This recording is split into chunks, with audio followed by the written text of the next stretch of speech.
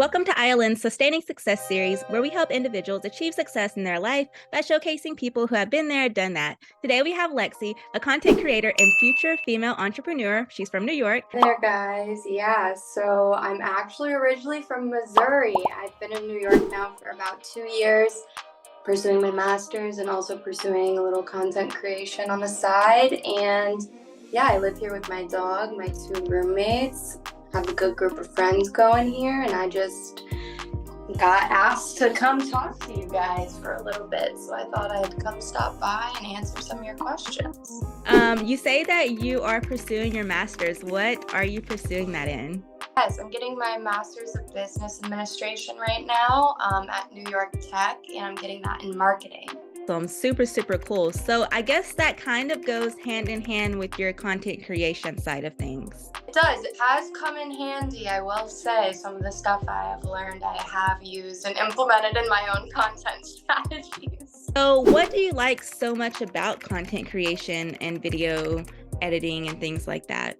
Honestly, there's so many facets of it that I love. The biggest is the aspect of actually creating and getting those juices flowing and ideas churning. Like, something about that has always just meshed really well with my brain and like how I operate, and it's just such like a good release for me. Also, I really like bringing people together. I don't know, making people feel safe and understood and heard and seen. I think that's something all humans crave and desire. So I think those two are like my biggest draws to it for sure. What would you say are some of your favorite videos if you do really like to be creative and helpful? What type of content do you like to make? Anything with a storyline, whether that's, you overcoming something. I recently had a really big surgery, so for me, those videos are so fun for me to edit. Other videos like OOTDs, fashion. I'm really big in like the fashion lifestyle blogger space of things, and I feel like when you have New York City is almost a backdrop, you kind of got a lot to work with creatively wise when it comes to fashion. So it's really fun. I enjoy making those videos probably the most. So thinking about maybe your goals or milestones for this year, do you have anything set that you want to accomplish before the end of the year? I would love, so for me, numbers aren't a big thing. Like, when I started social media, that was my biggest thing. I never had any like number goals in my head.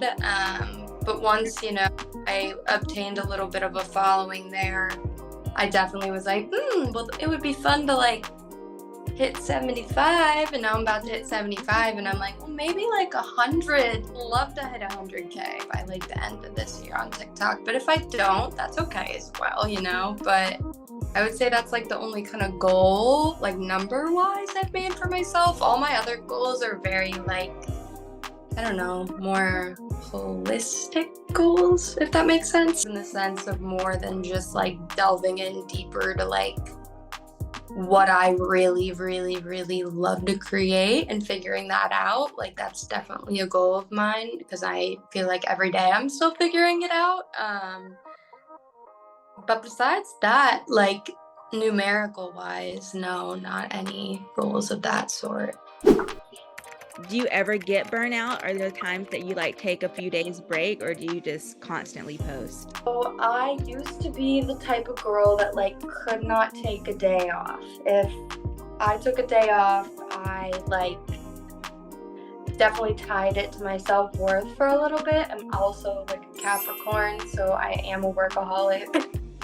Like, when I find something I love, I just like don't know how to stop doing it. And so that definitely was like a big fault of my own, because then eventually that led to burnout, and then that led to not posting for weeks on end, Whereas now I feel like I can definitely take like a day, 2 days, 3 days, however many days I need to like creatively reset and do the things that make me feel more full and energized, and I can come back to it. But initially, when I was starting, Oh my goodness. I was pumping out like 8 to 10 videos a day, every day. When you take those few days of a break, do you feel Mhm. like your followers are less engaged, or do you feel like when you come back, they're even more engaged and they're waiting for you to come back type of thing? I feel like they're even more engaged. Like you definitely see dips in analytics, but you can't really let that bog you down because the second you come back, those analytics just go right back up, you know? I feel like the people that don't have that like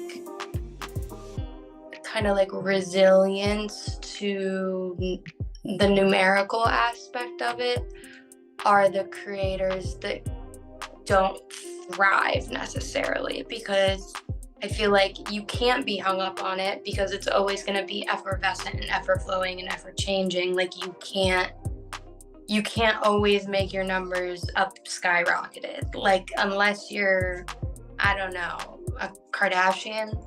I don't even know what their analytics would look like, but it every person, even Angelina Jolie, probably has dips in her social media platforms, and like that can't be something you let get you down. So that's why I feel like those 2 3 day breaks are very important, but not just the 2 to 3 day breaks. You have to like actually remind yourself why you're doing the break. In this journey, is there anything that you had to overcome that you wish you could help others to not have to overcome the way you did? Don't let anyone else, their opinions, their perspectives, whatever, stop you from doing ultimately what you want to do. Who gives a fuck? You know, at the end of the day, sorry, we're all gonna die. We're all gonna be sacks of flesh here on earth, and ultimately you need to be happy with your life, and you're responsible for creating a life that you're proud of. So don't let other people negate you away from doing that. Otherwise, you're going to be miserable. I would say that's probably my biggest piece of advice.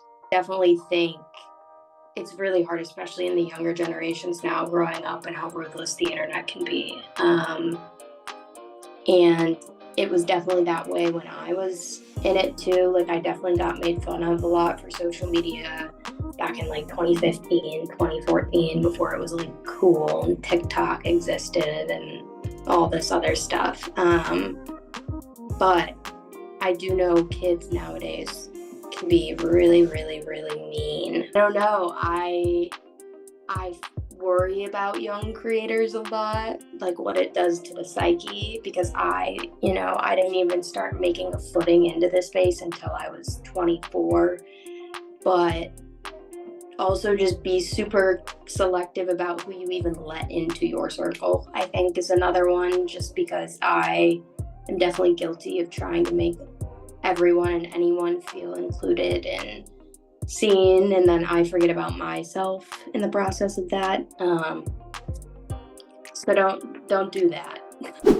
If someone wants to work with you, how they would get in touch with you. TikTok is @_Lexie Nichole_. My email should be in my bio there, along with my Instagram, and you guys can follow along. My TikTok username and my Instagram username are the exact same across all boards. I do have a YouTube channel. We're gonna try to get more active there, but I have some other things to assess first. Yeah, and by the way, her content is super cool. We follow her, love her stuff. So yeah, definitely go look her up. Thank you. That is so sweet of you guys.